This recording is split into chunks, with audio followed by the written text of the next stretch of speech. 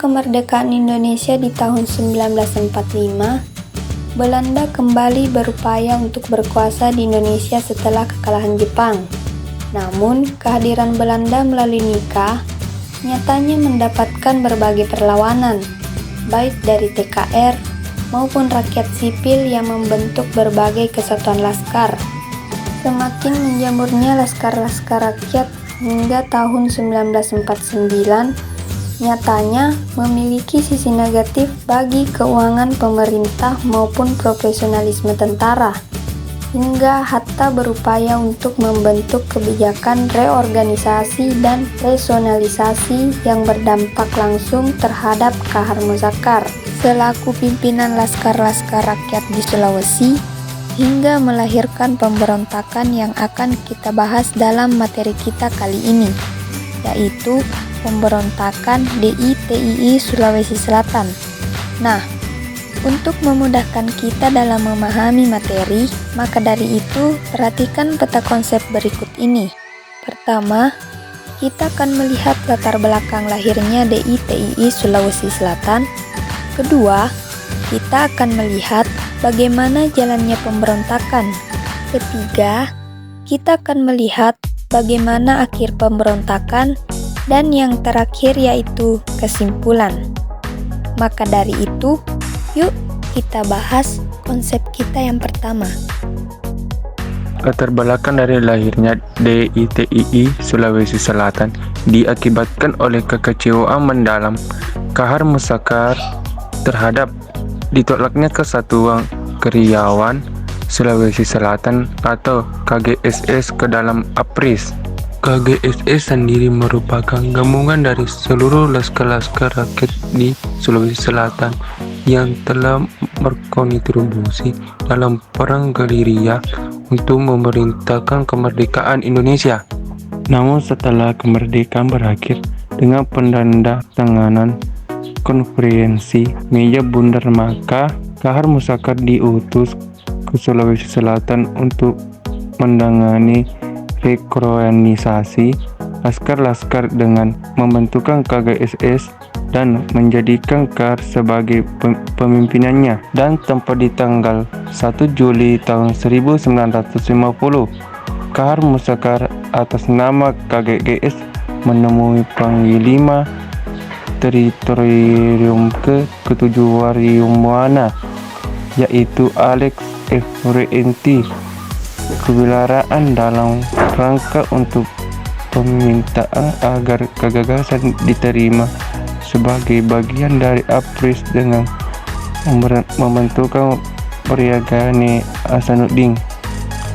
Namun pemerintahan Kahar Muzakar ditolak mentah oleh kewilaraan dikarenakannya mayoritas anggota gagasan tidak memenuhi kualifikasi untuk masuk ke dalam organisasi ketentaraan. Ketegangan Kahar Muzakar dan kewilaraan memuncak setelah kewilaraan mengeluarkan dekret kewilaraan yang berisi pembubaran KGGS dalam larang tentara untuk menghidupkan KGGS.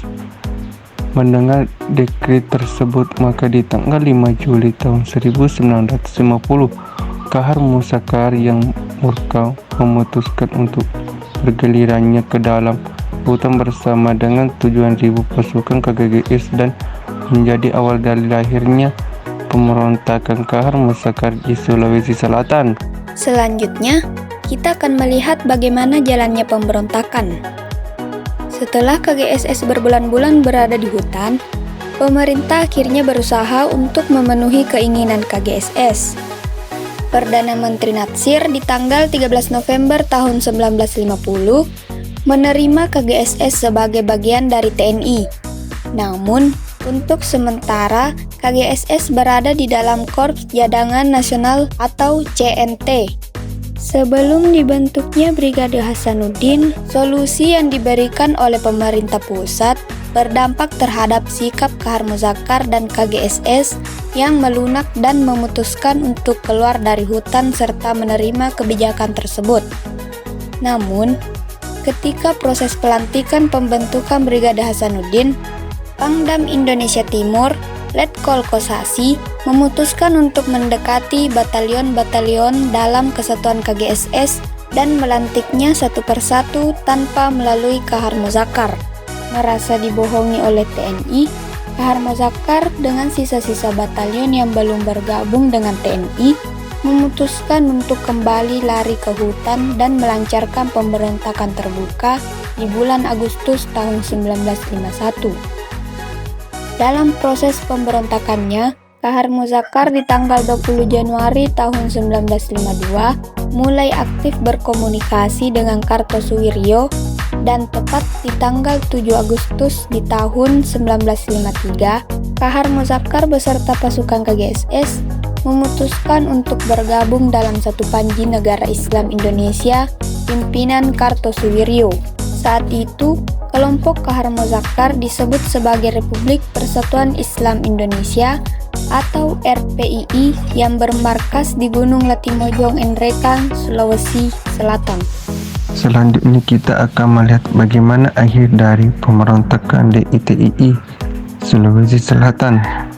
Setelah Kahar Muzakkar melakukan proses pemberontakan terbuka, terjadi perseteruan internal di tubuh DITII Sulawesi Selatan. Rencana Kahar Muzakkar untuk merekonsiliasikan pasukan mengakibatkan terjadinya penolakan dari beberapa tokoh-tokoh DITII Sulawesi Selatan, hingga akhirnya Kahar Muzakkar kehilangan hampir setengah pasukannya yang memutuskan untuk menyerahkan diri kepada pemerintah. Perselisihan internal menandai awal dari keruntuhan Kahar Muzakkar, hingga akhirnya pemerintahan yang memutuskan divisi Siliwangi pembinaan Letnan 1 Umar Sumarsarna mengandus kemerdekaan. Tempat persembunyiannya Kahar Muzakkar bertempat di Sungai Lasalo. Kopra 2 Siliwangi Ilisa Dedi menembak tempat keadaan dada Kahar Muzakkar.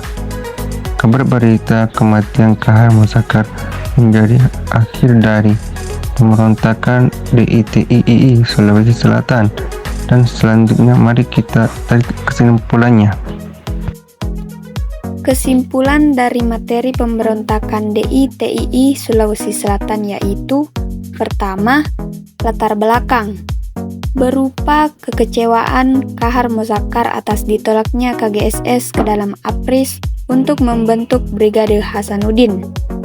Kedua, jalannya pemberontakan diawali dari penerimaan KGSS ke dalam Korps Cadangan Nasional yang berakhir dengan kecurigaan Kahar terhadap pelantikan Brigade Hasanuddin. Pemberontakan terbuka yang dilakukan oleh Kahar Muzakkar dengan sisa-sisa batalion KGSS. Kontak Kahar Muzakkar dengan Kartosuwiryo hingga proklamasi bergabungnya Kahar Muzakkar dengan Negara Islam Indonesia pimpinan Kartosuwiryo. Ketiga, akhir pemberontakan, yaitu ketika pemerintah mengupayakan tindakan militer dengan mengirim pasukan dari divisi Siliwangi pimpinan Umar Sumarsana dan berhasil untuk menembak mati Kahar Muzakkar.